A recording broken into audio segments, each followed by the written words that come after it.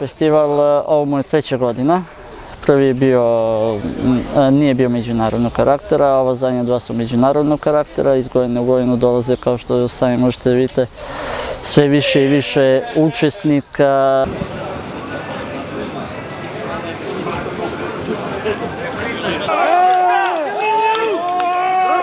Borbe, imamo više tipova borbe, reenactment borbe, to je rekonstrukcijske.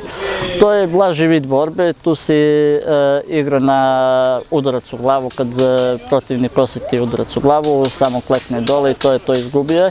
Drugi vid borbe, to su bohut borbe, to je malo teža varijanta, znači to je full kontakt borba, oružje treba samo da bude tupo, postoje neka pravila. Ali uglavnom sve se svodi na to da protivnik mora da padne na zemlju.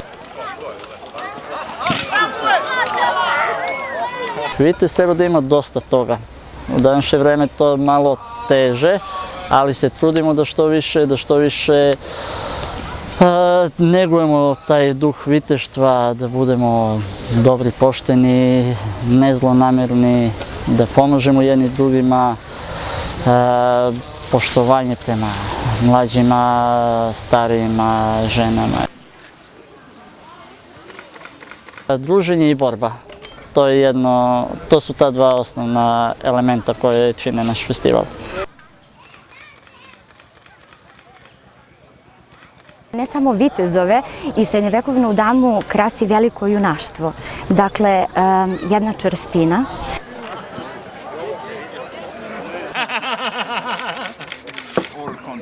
Da se borim. On moram da bio.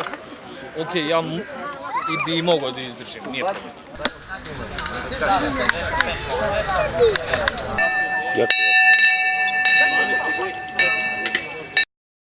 Ljudi misle da je srednji vijek bio zapravo jako primitivno razdoblje, što nije, bilo je dosta razvijenih tehnika i recimo medicine, samog obrtništva, čak i recimo tehnika borbe i samim time viteštva.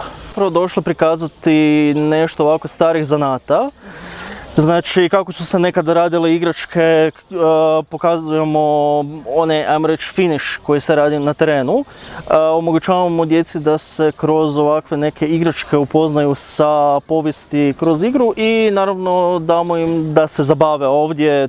Mogu kod nas gađati sa lukom i strelom, sa samostrelom, a sve je prilagođeno djeci.